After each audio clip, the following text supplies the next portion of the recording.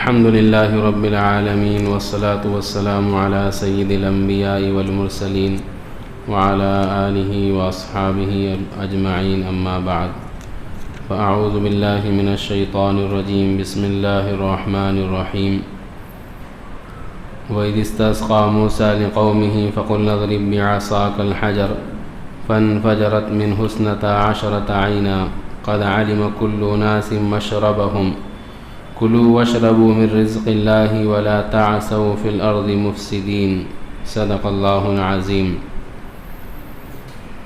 یہ سورہ بقرہ کی آیت نمبر 60 تلاوت کی گئی ہے۔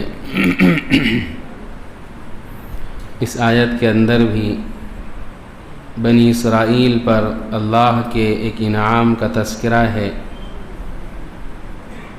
وہ یہ ہے کہ جب اللہ نے بنی اسرائیل کو فرعون سے نجات دی، بعض مفسرین کہتے ہیں وادی تیہ کے اندر، صحرائے سینا کے اندر ان کے پاس جو پانی تھا وہ ختم ہو گیا۔ پیچھے ہمارے سامنے یہ بات آئی کہ جب ان کو کھانے کا تقاضا ہوا، موسیٰ علیہ السلام سے ان لوگوں نے کھانے کی فرمائش کی، موسیٰ علیہ السلام نے اللہ سے دعا کی، اللہ نے آسمان سے منّا اور سلوہ نازل کر دیا۔ پینے کی فرمائش کی کہ پانی کی پیاس بڑی شدت سے لگی ہوئی ہے، حلق سوکھے جا رہے ہیں، حتیٰ کہ مفسرین لکھتے ہیں کہ بدتمیز قوم تو تھی ہی بنی اسرائیل، موسیٰ علیہ السلام پر پیاس کی شدت کی وجہ سے ٹوٹ پڑی۔ ادب، احترام نبی کا سب بھول گئی۔ ہم نے کل یا پرسوں عرض کیا تھا کہ دوسرے نبی کے صحابہ میں اور ہمارے نبی کے صحابہ میں یہی فرق ہے کہ دوسرے انبیاء کے صحابہ حالات کے آنے پر ڈگمگا جاتے تھے، نبی سے شکوہ اور شکایت کرنے لگتے تھے، شک اور شبہ میں پڑ جاتے تھے۔ حضرت محمد صلی اللہ علیہ وسلم کے تمام صحابہ چاہے جیسے بھی حالات آ جائیں کبھی ڈگمگاتے نہیں تھے، موت کو پسند کر لیتے تھے، لیکن لب پر شکوہ شکایت نہیں لاتے تھے۔ اسی لیے اللہ ان لوگوں سے اتنا خوش اور اتنا راضی ہوا کہ قرآن میں کئی جگہ اعلان کر دیا رضی اللہ عنہم ورضوا عنہ، اور کہیں کہیں اللہ نے قرآن کے اندر ان کی عبادت کا تذکرہ کر دیا۔ اتنے اللہ کو یہ صحابہ بھائے۔ تو بہرحال بنی اسرائیل کے لوگوں نے موسیٰ علیہ السلام سے پانی طلب کیا۔ قرآن میں اسی طرف اشارہ ہے وَإِذِ اسْتَسْقَىٰ مُوسَىٰ لِقَوْمِهِ، اور وہ وقت بھی یاد رکھنے کے قابل ہے جب موسیٰ علیہ السلام نے اپنی قوم کے لیے استسقاء کیا، یعنی بارش طلب کی۔ استسقاء کے معنی آتے ہیں سوکھا پڑ جانے کے وقت اللہ سے بارش کو طلب کرنا۔ سقیون سے ماخوذ ہے، عربی کا لفظ ہے، استسقاء پانی طلب کرنے کو کہتے ہیں۔ قرآن کے اندر حضرت نوح علیہ السلام، حضرت داؤد علیہ السلام، حضرت ہود علیہ السلام، ان تمام انبیاء نے بھی اللہ سے پانی طلب کیا ہے، استسقاء کیا ہے۔ اسی لیے فقہ کی جو کتابیں ہوتی ہیں اس میں مستقل ایک عنوان ہے پانی طلب کرنے کا۔ جب سوکھا پڑ جائے، حتیٰ کہ لوگ پیاس کی شدت کو برداشت نہ کر سکے، جانور مرنے لگے، اللہ تبارک و تعالی وقتاً فوقتاً انسانوں پر ایسے حالات لاتے رہتے ہیں تاکہ وہ اس کو یقین کر لے کہ اس کائنات کو چلانے والا اللہ ہی ہے، تو بارش کو روک لیتے ہیں۔ کبھی بندوں کے گناہ اتنے زیادہ ہو جاتے ہیں جو اللہ کو غضب دلاتے ہیں، تو سارے خزانے اللہ کے پاس ہے، پانی کا خزانہ بھی اللہ کے پاس ہے، تو اللہ اپنے خزانے سے پانی کو روک لیتے ہیں۔ چنانچہ ایسے وقت میں مسلمانوں کو حکم ہوتا ہے کہ وہ سب سے پہلے اللہ سے توبہ کرے، بعض علماء نے استسقاء کے معنی یہ بھی لکھا ہے کہ توبہ کرنا، رونا، گڑ گڑانا، اپنے گناہوں کی معافی مانگنا، پھر اللہ سے پانی طلب کرنا، یہ ہے حقیقت میں استسقاء۔ روایات میں ملتا ہے آپ صلی اللہ علیہ وسلم استسقاء کے طریقے، 2 طریقے ہیں۔ اگر ہم اس کو اچھے سے سمجھنا چاہے تو استسقاء کے معنی آتے ہیں دعا کے ذریعے پانی طلب کرنا۔ ہمارے ہندوستان میں، ایشیائی ممالک میں، عجمی ممالک میں اکثریت لوگ امام ابو حنیفہ رحمۃ اللہ علیہ کے مسلک کے مطابق دین پر عمل کرتے ہیں۔ یہ بات پڑھے لکھے لوگوں کو سمجھنا چاہیے کہ امام ابو حنیفہ رحمۃ اللہ علیہ کا اس میں کوئی رول نہیں ہے۔ بس ایسے ہی ہے جیسے مجھے بازار سے کوئی سامان لانا ہے اور میں نے کسی آدمی سے کہہ دیا کہ بھائی تم لے کر آ جاؤ، تو اس کا میرے پر بس یہ احسان ہوا کہ اس نے سامان مجھے لا کر دے دیا، نہ اس نے وہ سامان بنایا ہے نہ کچھ کیا ہے۔ تو بتلاؤ ایسے آدمی پر ہم احسان مانتے کہ نہیں مانتے؟ بس امام ابو حنیفہ رحمۃ اللہ علیہ کا امت کی اکثریت پر یہی احسان ہے، ورنہ اختلاف جیسا کہ دور حاضر میں اختلاف میں دن بدن امت مسلمہ جا رہی ہے، عربی نہیں آتی، حدیث کا ترجمہ نہیں آتا، اور خود سے مسائل سمجھنے کی کوشش میں لگے ہوئے ہیں۔ ان لوگوں نے زندگیاں کھپا دی، تجارت چھوڑ دی، بچوں سے ایک طرف ہو گئے، عشاء کے وضو سے فجر کی نماز 40 سال تک پڑھی۔ کیا کرتے تھے مسجد میں؟ سوتے تھے مسجد میں؟ نہیں، غور و فکر میں بیٹھتے تھے، کیا اللہ کا مطلب ہے اس آیت کا، اللہ کے نبی نے جو حدیث بیان کی ہے اس کا صحیح مفہوم کیا نکلے گا۔ علماء کو جمع کیا کرتے تھے، ان سے تشریح پوچھا کرتے تھے، پھر اس کے بعد پورا قرآن اور حدیث کا نچوڑ جو امت کے لیے سب سے زیادہ آسان ہو اس کو لکھ دیا کرتے تھے۔ ہر مسئلے کے پیچھے حدیث اور قرآن موجود ہے، اور جہاں حدیث اور قرآن موجود نہیں ہے تو وہاں حدیث اور قرآن ہی کے حوالے سے اجماع امت وہ موجود ہے۔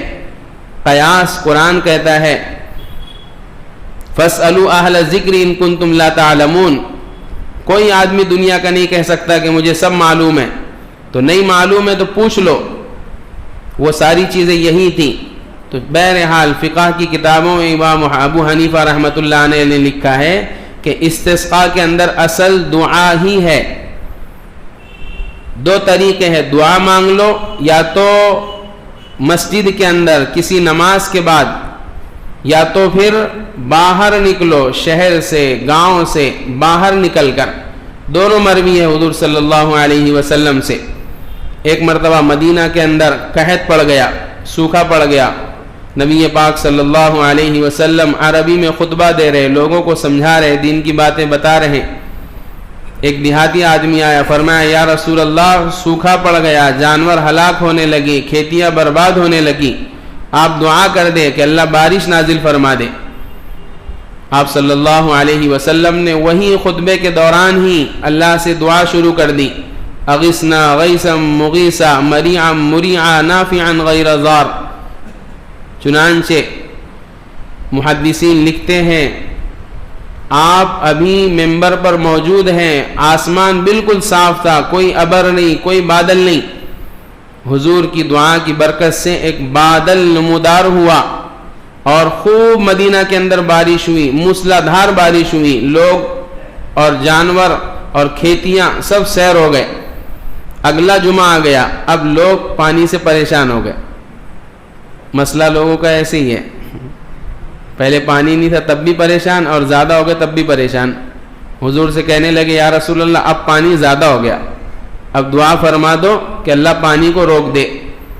نبی پاک صلی اللہ علیہ وسلم نے پھر دعا فرمائی کہ اللہ اس پانی کو پہاڑوں پر برسا، ندی نالوں پر برسا، انسانیت اور محلے اور شہر سے اس کو دور فرما۔ دعا قبول ہو گئی۔ تو استسقاء کا ایک طریقہ یہ، جب سوکھا پڑ جائے تو محلے کے لوگ مسجد میں جمع ہو کر کسی نماز کے بعد یا ویسے ہی دعا کر لیں، لیکن وہ دعا سے کام نہیں چلے گا۔ ہم نے اسی لیے عرض کیا دعا کا مطلب ہے توبہ۔ جتنے لوگ جمع ہوں ان کا کام یہ ہے کہ وہ اقرار کرے کہ ہم سے گناہ ہو گیا ہے، ہم حقیقی توبہ کر رہے ہیں، تب مزہ ہے اس میں، اللہ دعا قبول کریں گے۔ ورنہ ہمارے یہاں یہ بڑے بڑے اجتماعات، بڑے بڑے مجمع، بڑے بڑے لوگ دعائیں کر رہے، مجمع ایک دن روتا، کچھ نہیں ہوتا. کیوں؟ اس لیے کہ وہ چور دل میں بیٹھا ہوا ہے، اس کو نکالنے کو کوئی تیار نہیں ہے. اس کی مثال وہی ہے جیسے پانی میں چوہا موجود ہے اور سب کیا کر رہے، 40 ڈول نکال کر پاک کر رہے اس کو. نہیں معلوم مسئلہ. پانی کا مسئلہ ہے نا کہ اگر کنویں میں چوہا گر جائے یا ٹاکی میں چوہا گر جائے تو کیا کرو، اس میں سے 40 ڈول نکالو. تو اب کیا ہے، پہلے چوہا نکالیں گے پانی نکالیں گے؟ چوہا نکالیں گے تو پانی پاک ہوگا. ورنہ پتہ چلا 40 ڈول نکال لیے، 40 نہیں 80 بھی نکال لو گے، 120 بھی نکال لو گے، 250 بھی نکال لو گے، چوہا نہیں نکالو گے تو کام نہیں چلے گا، پاکی نہیں ہوگا پانی. ایسی ایک نہیں، دو نہیں، 10 نہیں، لاکھ نہیں، 10 لاکھ نہیں، 1 کروڑ آدمی بھی اگر اللہ کے سامنے روئیں گے، خدا کی قسم اللہ کو رحم نہیں آئے گا. جب تک دلوں میں جو چوہا چھپا ہوا ہے، مرض ہے، توبہ نہیں کرے گا مجمع، حقیقی گناہوں سے دور نہیں بھاگے گا، اللہ دعائیں قبول نہیں کریں گے. اللہ کا اٹل فیصلہ ہے. قرآن میں اللہ کہتے ہیں حضرت نوح علیہ السلام کی زبانی، فَقُلْتُ اسْتَغْفِرُوا رَبَّكُمْ. پانی کی دقت آ گئی نوح علیہ السلام کے زمانے میں، لوگوں نے کہا پانی نہیں ہے، فرمایا پہلا کام کرو، فَقُلْتُ اسْتَغْفِرُوا رَبَّكُمْ إِنَّهُ كَانَ غَفَّارًا. پہلے استغفار کرو، اپنے گناہوں کی معافی مانگو. یرسل السماء علیکم مدرارا، پھر اللہ برسائیں گے پانی موسلادھار آسمان سے. تو پہلی شرط یہ ہے جب سوکھا پڑ جائے کہ تمام لوگ گناہوں سے توبہ کرے پھر پانی طلب کرے. پانی طلب کرنے کا ایک طریقہ یہ ہے کہ دعا کر لے، دوسرا طریقہ یہ ہے کہ شہر سے باہر جائے. یہ بھی حضور سے مروی ہے. سوکھا پڑا مدینہ کے اندر، ایک مرتبہ حضور کے سامنے درخواست آئی، آپ نے صحابہ کو جمع کیا، شہر سے باہر لے گئے. پیروں میں چپل نہیں، بدن میں کپڑے صحیح نہیں، عاجزی، انکساری، تواضع، انابت، چہرے پر رونا، آنسو جاری. اور اس پورے مجمع کے اندر کوئی کافر نہیں ہونا، جانور بھی ساتھ میں لے کے جاؤ تاکہ اللہ کو رحم آ جائے کہ معصوم مخلوق ہے. اب یا تو نماز پڑھنا ہے، افضل ہے پڑھ لو نماز، نہیں نماز پڑھتے تو پھر وہاں جمع ہو کر وہاں اللہ سے دعا کرو، اپنے گناہوں کی معافی مانگو، اللہ بارش برسائیں گے. پہلے کے زمانے میں ایسا ہوتا تھا، جب بارشیں اللہ روک لیتے تھے، مجمع استسقا کرتا تھا، اللہ بارش برسا دیتے تھے. اب بھی اللہ کبھی کبھی بارش روک لیتے ہیں. اب یہ دھکالے شروع ہو رہے، یہ ودربھ والوں پر زیادہ فرق نہیں پڑتا، مراٹھ والوں کے حالات آپ معلوم کرنا. اتنے بھیانک اور سنگین حالات آ جاتے کہ وہ ایک پانی سے 4-5 کام چلاتے. پانی کی نعمت، سال کے دوران میں ادگیر میں تھا میں، تو وہاں کے ایک ساتھی کہنے لگے وہاں 20 دن میں نل آتے تھے. کتنے دن میں؟ ابھی تو اکوٹ فیل والوں کو ہری ہری سوجنی، 3 دن میں نل آ رہے، خوب پانی بہاؤ، کیا کیا نہیں دھوتا پتہ نہیں. وہ گنی ہو جب تک ادھر سے بند نہیں کرتا ہو ادھر سے یہ بھی نہیں بند کرتا. کچھ تو ایسے ہے کہ پائپ کا نل اٹھا کے وہ سوچتے لاؤ آج سروس گلی صاف کر دیتے، ڈال دیتا پانی اس میں، پانی صاف ہوگا کر کے. پانی کی کوئی قدر و قیمت نہیں امت کے پاس. یہ امت ہر محاذ پر فیل ہو چکی، ہر محاذ پر، جس محاذ پر اٹھائیں گے یہ امت فیل ہو چکی ہے اللہ کی نگاہ میں. پانی کی قدر نہیں، کھانے کی قدر نہیں، اناج کی قدر نہیں، لباس کی قدر نہیں. جس چیز میں اٹھا کر دیکھو سب میں فالٹ نظر آئے گا. تو بہرحال پانی، تو پانی کو طلب کرنا. وہ میں جو واقعہ عرض کر دوں پورا، وہ 20-25 دن میں نل آ رہے، لوگوں کے حال برے. میں نے پوچھا کیوں؟ فرمانے لگے کہ مولوی صاحب ہمارے ہاں 5-10 سال پہلے بہت اچھے حال تھے، ہر 3 دن میں 2 دن میں نل آتا تھا. لیکن وہی منظر تھا، یہ مسلمان غیر مسلم، خاص طور سے مسلمان، وہ اتنا پانی بہاتے تھے کہ اللہ کی پناہ. علاقہ سوکھ گیا، 20 دن میں نل آتے تو کیا کرتے معلوم ہو؟ بچے کو نہلا رہے کھاٹ پہ بیٹھا کر، وہ پانی گر رہا نا تو اس کو بہا نہیں رہے، اس کو نیچے بھگونے میں جمع کر رہے. پھر وہ پانی جو جمع ہو گیا اس سے کپڑے دھو رہے، پھر وہ پانی جو جمع ہو گیا اس سے کوئی اور چیز، ایک پانی 3-4 چیزوں میں استعمال کر رہے. ابھی سمجھ میں نہیں آتا. وہ جب اللہ حالات ڈالتے پھر سمجھ میں آتا کہ ایک پانی 4-5 جگہ کیسے استعمال کرنا. اس لیے نعمت کی قدردانی اس کے ختم ہونے سے پہلے کرو تاکہ اللہ اس کو باقی رکھے اور برے حالات نہ دکھائے. تو ہمارے یہاں بھی پانی کے مسائل رہتے بقدر ضرور. ابھی پانی پہ بیان کریں گے تو بات دوسری طرف چل جائیں گی. کوئی شاید کوئی آدمی مٹکے پر گھر میں یا مسجد میں پانی پیتا ہو اور وہ پاؤ گلاس پانی پھینکتا نہ ہو. ایک عادت سی بن گئی لوگوں کو, ایک گلاس پانی لیتے اس کے بعد پیئے, جب اس میں تھوڑا سا رہ جاتا یوں پھینکتے اس کو. گھر میں بھی باہر ملنا ماشاءاللہ کوئی بچا ہوگا تو بھائی جتنی ضرورت اتنے ہی لو, اس میں جو ایک بوند ہے نا اس کو بھی پیو کہ اللہ نے یہ نعمت دی ہے. تو استسقاء پہ سے بات چل رہی تھی. تو موسیٰ علیہ السلام نے پانی طلب کیا. اللہ نے موسیٰ علیہ السلام کی دعا قبول کر لی اور یوں فرمایا فَقُلْ نَضْرِبْ بِعَصَاكَ الْحَجَرَ, ہم نے کہا اے موسیٰ آپ اپنی لاٹھی کو پتھر پر مارو. چنانچہ موسیٰ علیہ السلام نے پتھر پر لاٹھی ماری. فَانْفَجَرَتْ مِنْهُ 12 عَيْنًا, اس پتھر سے 12 چشمے جاری ہو گئے. پتھر کون سا تھا وہ؟ اس میں 2 قول ہیں مفسرین کے. ایک قول تو یہ ہے کہ جس وادی میں ٹھہرے تھے وہاں میدان بھی تھا اور پتھریلا علاقہ بھی تھا, تو کوئی خاص پتھر نہیں تھا. وہاں جو میدان میں پتھر تھا چٹان قسم کا, اسی پر اللہ نے موسیٰ علیہ السلام سے کہا کہ اسی پر مارو. موسیٰ علیہ السلام نے جیسے ہی اس پر ماری لاٹھی تو اس کو 12 چشمے, 12 نل کی طرح چشمے جاری ہو گئے. فنفجرت کے معنی آتے ہیں ایک دم مسلا دھار, تیزی سے بہنا. اور قرآن میں دوسری جگہ ہے دوسرے الفاظ, اس کے معنی آہستہ آہستہ نکلنا. تو ان کو جیسے ضرورت ہوتی, زیادہ ضرورت ہوتی پانی تیزی سے آتا, کم ضرورت ہوتی پانی آہستہ سے آتا, جیسے نل ہونا ویسے. اور کتنے لوگ تھے وہ؟ 6 لاکھ لوگ تھے. 6 لاکھ لوگ 12 قبیلوں میں تقسیم تھے. تو چنانچہ ہر قبیلے نے اس چشمے سے اپنی ایک نہر نکال لی اور اس نہر سے وہ پانی کا جو قلت تھی, پانی کی وجہ سے جو پریشانی تھی وہ پوری کرنے لگے. ایک تو قول یہ ہے پتھر یہ تھا اور یہ زیادہ راجح بھی نظر آتا ہے. بعض مفسرین نے دوسرا بھی لکھا ہے, مسلم وغیرہ کے اندر واقعہ ہے. موسیٰ علیہ السلام بنی اسرائیل جب نہاتے تھے تو ننگے ہو کر نہاتے تھے. کیسے ننگے ہو کر ایسا نہیں کہ ایک طرف ننگے ہو کر نہاتے تھے, آمنے سامنے ننگے ہو کر نہاتے تھے. بیچ پر دکھتے نا, اپن تو گئے نہیں, تم بھی گئے نہیں, ہم بھی نہیں گئے, لیکن فوٹو تو دیکھیں گے نا کسی نے. ارے بیچ پہ فوٹو آتے نا اخبارات, اس میں سب ننگے پنگے پڑے ہوئے رہتے نا وہاں پر. تو ایسے ہی ننگے پنگے, وہ بھی سب عیسائی یہودی وہی ہے, وہ مسلمان بھی وہی سیکھ رہے ہیں, وہی گھوم رہے جا کر. تو وہ موسیٰ علیہ یہ لوگ اس طریقے سے نہاتے تھے کہ سب ننگے پنگے ایک دوسرے کے سامنے نہا رہے. موسیٰ علیہ السلام کو ضرورت پڑتی تو وہ ان کے سامنے نہیں نہاتے برہنہ ہو کر, وہ اوٹ میں چلے جاتے, پردہ کر لیتے پتھر وغیرہ کسی چیز کا, اور پھر وہاں غسل کرتے. تو جب ننگا رہے نا آدمی, خود بے حیا رہے نا, تو دوسرے کو بھی سمجھتا, اگر وہ پردہ کر رہا تو سمجھتا ہے بیمار ہے. تو موسیٰ علیہ السلام پر قوم نے الزام لگا دی کہ موسیٰ علیہ السلام نعوذ باللہ اس لیے چھپ کر نہاتے ہیں کہ ان کے فوتوں میں بیماری ہے. بعد میں پوچھ لینا, اس لیے یہ چھپ کر نہاتے. موسیٰ علیہ السلام اس لیے نہیں نہاتے تھے چھپ کر, وہ کیوں نہاتے تھے, غسل کرتے تھے؟ حیا اور پردے کی وجہ سے.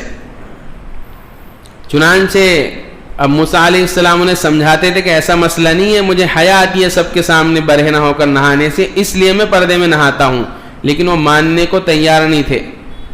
تو ایک وقت کا ذکر ہے, موسیٰ علیہ السلام اپنے کپڑے پتھر پر رکھ کر غسل کر رہے تھے. اللہ نے پتھر کو حکم دے دیا کہ کپڑے لے کر بھاگ جا. کپڑے لے کر پتھر چل دیا.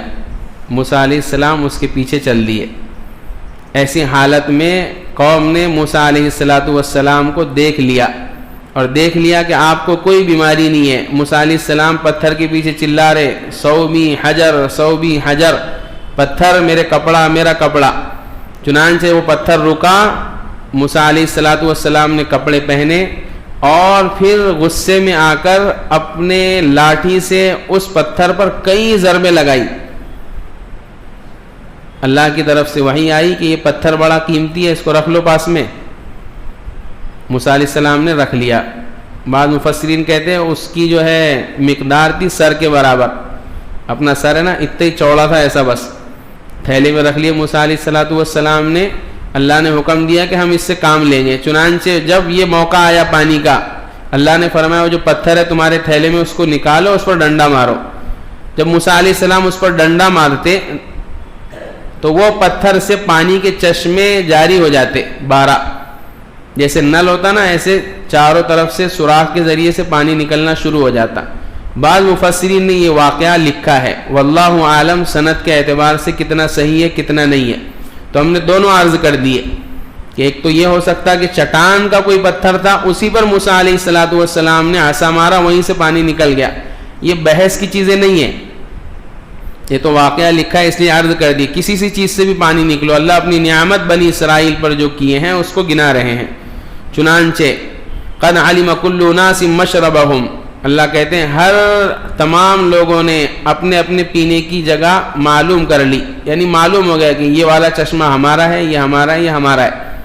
اس لیے جب مشترکہ مفاد کی کوئی چیز ہونا تو اس میں تقسیم برابر ہونی چاہیے. جیسے ہمارے جماعت میں ساتھی نکلتے نا تو اس میں مشترکہ مفاد یعنی ایک چیز میں سب کا مفاد برابر رہتا. تو اس لیے جب تقسیم ہو چیز تو کیا ہو, برابر تقسیم ہو. ایسی باپ کا کام ہے, اولاد کے لیے کوئی سامان لائے تو سب کے لیے برابر تقسیم کرے, نہ تو جو کام کرتا اس کو زیادہ دے رہے, جو کام نہیں کر رہا اس کو کم دے رہے. نا انصافی بچپن سے خود ہی سکھاتے والدین, تو بڑا ہو کر وہ بھی کرتا ہے اسی چیز. تو مشترکہ مفاد جس میں سب بہت سارے لوگوں کے مفاد مشترک ہوں تو وہ چیز برابر تقسیم ہونی چاہیے. اس میں وہ لوگ جو حکومتی اعتبار سے جن کو اللہ نے عہدے اور ذمہ داری دی ہے, ان کا کام یہ ہے کہ جب حکومت کی طرف سے انہیں کوئی ذمہ داری ملے کہ لوگوں تک یہ چیز پہنچاؤ, تو اپنے کیا ہوتا, ارے مشہور ہے نا, اوپر سے آتے آتے بولتے اونٹ کے اتنا نکلتا زیرے کے اتنا باقی رہتا, ہر ایک آدمی اپنا حصہ نکال لیتا. تو کل قیامت, یہ لوگ سمجھتے ہیں قیامت قائم نہیں ہوگی, قیامت قائم ہوگی. اللہ پوچھیں گے, ہاں ایسے نہیں تھا, امیر المؤمنین ہے وقت کے, اب کپڑے نہیں سلا پا رہے صحابہ, گورنر ہے بڑی بڑی مصر اور اس طریقے سے ایران اور اس طریقے سے بڑی بڑی سلطنتیں چلا رہے ہیں, ایک جوڑا ہے بدن پر. لوگوں نے شکایت کر دی حضرت عمر سے جا کر کہ حضرت تم نے کیسا امیر بھیج دیے, آدھا دن تو حضرت آتے ہی نہیں. حضرت عمر نے کہا پکڑ کر لاؤ, لائے. قصہ مختصر, حضرت عمر نے پوچھا تو فرمایا امیر المؤمنین بدگمانی مت کرو, میرے پاس ایک ہی جوڑا ہے اور وہ میلا ہو جاتا, اس کو میں سکھاتا ہوں, وہ سوکھتا ہے, پہن کر جاتا ہوں, تب کام انجام دیتا ہوں, اس کی وجہ سے تاخیر ہو جاتی. کون جس کے پاس پورا ملک ہے, ملک شہر محلہ نہیں, پیسے خزانے میں بیت المال میں پڑے ہوئے ہیں, چاہتے تو خود ہی تنخواہ طے کر لے. ہمارے یہاں تو کیا ہے, ذرا سی دین کی دنیا کی ذمہ داری ملی تو خود ہی تنخواہ طے کر لیتے کہ ہماری تنخواہ اتنی ملیں گی, اس لیے کہ خوف خدا دلوں سے ختم ہو گیا. سوچتے ہیں کہ ہم مریں گے نہیں, اللہ کی عدالت قائم نہیں ہوگی, اللہ پکڑیں گے نہیں, ایک ایک پائی کا حساب لیں گے, ایک ایک پائی, روپیہ تو بہت دور کی بات, پائی کا حساب لیں گے اللہ. اس لیے ڈرنے کی ضرورت ہے, توبہ کرنے کی ضرورت ہے. یہ واقعات اللہ نے جو بنی اسرائیل کے ضمن میں ہم سب کے سامنے پیش کیے وہ اسی لیے ہیں تاکہ ہم ان واقعات کو سن کر اپنی تربیت کریں. چنانچہ اللہ نے انتظام کیا ان کے لیے. پھر فرمایا کلوا واشربوا من رزق اللہ, دیکھو تم کھانا مانگ رہے تھے, پانی مانگ رہے تھے, ہم نے دونوں دے دیا. اس لیے کیا کرو, کلو کھاؤ, واشربوا پیو, من رزق اللہ, اللہ نے دیا, اللہ کا رزق ہے, تمہارا کوئی کمال نہیں. یہ چھوٹا سا جملہ ہے, تاجر ہر آدمی اگر غور کرے تو اللہ کیا بول رہے دیکھو تو صحیح, کلو واشربوا من رزق اللہ, اللہ کی روزی جو اللہ نے دیا اس میں سے کھاؤ. آپ غور کرو, ہمارا کمایا ہوا کچھ ہے ہی نہیں. ایک روٹی سحری میں افطار میں جو جا رہی نا منہ میں, اس وقت غور کرو کہ یہ کیلا میرے ہاتھ میں جو آیا ہے اس کے پیچھے کتنے انسانوں کی محنت لگی. پوری کائنات کو اللہ نے انسان کے خادم بنایا کہ تم خدمت کرو, نعمت انسان تک پہنچاؤ.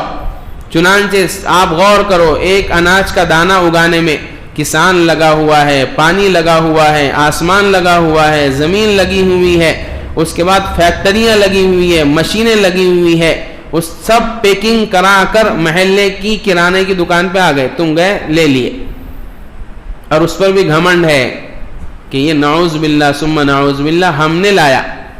اگر اللہ آسمان سے بارش بند کر دے، غلہ بند کر دے، کچھ تمہارے درہم دینار سونے کے سکے پڑے رہ جائیں گے، کچھ نہیں ملے گا۔ لاک ڈاؤن آیا تھا نا، جہاں کھانے کی قلت تھی، مالداروں کے پاس گڈیاں تھی، دے دو، ارے بھائی سامان ہی نہیں ہے، دینا کہاں سے؟ یہ ہے وہ من رزق اللہ، اللہ کے دیے ہوئے رزق میں سے، کلو وشربو، کھاؤ بھی پیو بھی اللہ کے دیے ہوئے رزق میں سے۔ اور آخری بات، ولا تعثوا فی الارض مفسدین، زمین میں فساد مچاتے ہوئے مت پھرو۔ قرآن میں اللہ ذکر کر رہا ہے بنی اسرائیل کا واقعہ، اس کے ذریعے ہم کو نصیحت ہے کہ کھاؤ پیو، زمین میں فساد مت مچاؤ۔ فساد کیا ہے؟ فساد کیا ہے؟ لوگ جھگڑے کو فساد سمجھتے ہیں، دکان جلانوں کو فساد سمجھتے ہیں، مارنے کو فساد سمجھتے ہیں۔ نہیں، فساد کیا ہے؟ اللہ کی شریعت، اللہ کا قانون، اللہ کا دین، اس کے خلاف زندگی بسر کرنا ہی فساد ہے۔ اللہ نے جو دین، طریقہ جو دیا ہے زندگی گزارنے کا، چھوٹا ہو یا بڑا، اس کے خلاف جو زندگی بسر کر رہا ہے وہ زمین میں فساد پھیلا رہا ہے۔ نعمتیں اللہ نے دی ہے، بجائے شکر گزاری کے اس پر ناشکری۔ یہی جیسے ہم نے پانی کی مثال عرض کی، کھانے کی، اللہ کہہ رہے نا کھاؤ پیو، فساد مت مچاؤ۔ اس میں فساد یہی ہے کہ اس کو پھینکا جا رہا، بجائے غریبوں تک پہنچانے کے، مستحقین تک پہنچانے کے، پھینکا جا رہا۔ شادی بیاہ کا تو اللہ بس محافظ ہے، کتنا کھانا، پتہ نہیں اس قوم کو کس نے کھانا سکھایا دسترخوان پہ ایسا، کتنی ہوس اس قوم میں پیدا ہو گئی کہ شادی بیاہ میں جاتے ہیں تو گوشت صحیح سالم ہے، پڑا ہوا ہے نیچے، اور یہی لوگ پھر اسٹیٹس لگاتے ہیں، کس کے؟ فلسطین کے، کس کے؟ افریقی مسلم ممالک کے، جو دسترخوانوں پر خیال نہیں رکھتے، اور وہاں کے غریب کی سوچتی ہے کہ وہ لوگ کس حال میں۔ نہیں، جب میں اناج کھا رہا ہوں تب سوچوں کہ نہیں، یہ میرا ایک گوشت کی بوٹی، ایک نوالا یہ ضائع نہ ہو۔ تمہارے اس عمل کی برکت سے اللہ ان کو بھی روزی پہنچائیں گے۔ پھر تم یہاں کھانا ضائع کر رہے ہو اور ان کی فکر پڑی ہے۔ ابھی کیسا ہے لوگوں کا مسئلہ، کیسا ہے کہ لوگ دوسروں کا سب نظر آ جاتا ہے، یہ ایسے ہے، یہ ایسے، یہ ایسے، خود کی زندگی پر کوئی نظر نہیں۔ اصلاح کا آسان فارمولہ ہے، ہر آدمی، ہر مسلمان اپنی ذات سے شروع کرے، دوسرے کو دیکھنا ہی بند کر دے، آنکھیں پھوڑ لے دوسرے کے تعلق سے۔ ہم نے ایک مرتبہ عرض کیا تھا، اللہ نے دو آنکھیں دی ہے نا، دو آنکھیں دی ہے نا اللہ نے، کیوں دی ہے؟ اس میں حکمت کیا ہے؟ غالباً مولانا الیاس صاحب رحمۃ اللہ علیہ کا قول ہے، وہ دو آنکھیں اس لیے ہے، ایک آنکھ اللہ نے اس لیے دی ہے کہ دوسرے کی بھلائی دیکھو، اور دوسری آنکھ اس لیے دی ہے کہ اپنی خرابی دیکھو، دوسروں کی بھلائی دیکھو۔ ہر آدمی میں کوئی نہ کوئی بھلائی موجود ہے، وہ لے لو، تمہارا فائدہ ہو جائے گا، اور اپنی خرابی دیکھو گے اس کی اصلاح ہوتے جائے گی۔ لیکن ہم نے ایک اور ایک کیا، دونوں بھی ادھر لگا کے رکھے ایسا، اور بچی کچی نظر، بچی کچی کسر جو ہے وہ کیمرے نے نکال دیا، کیمرہ بھی لگ گیا اب دوسروں کے عیوب تلاش کرنے کے لیے۔ اس لیے ذلت اور پستی میں چلے گئی امت۔ تو بہرحال ولا تعثوا فی الارض مفسدین، زمین میں فساد مچاتے ہوئے مت پھرو۔ زمین کا فساد یہ ہے کہ امت اللہ کے قانون، اللہ کی شریعت، اللہ کے دین کے خلاف چلے، یہی فساد ہے۔ اس لیے ہم اس سے بچے، اپنی زندگی میں دین لائے۔ یہ بنی اسرائیل کے واقعے کے اندر ہم سب کو سبق ملا، اس لیے اللہ سے دعا ہے کہ اللہ ہم سب کو قرآن اور سنت کے مطابق، آپ صلی اللہ علیہ وسلم کی شریعت اور سنت کے مطابق زندگی بسر کرنے والا بنائے۔ اللہ کہی سنی باتوں پر عمل کی توفیق عطا فرمائے۔ سبحان اللہ بحمدہ، سبحانک اللہم وبحمدک، ونشہد ان لا الہ الا انت، نستغفرک ونتوب الیک۔ سبحان ربک رب العزۃ عما یصفون، وسلام علی المرسلین، والحمد للہ رب العالمین۔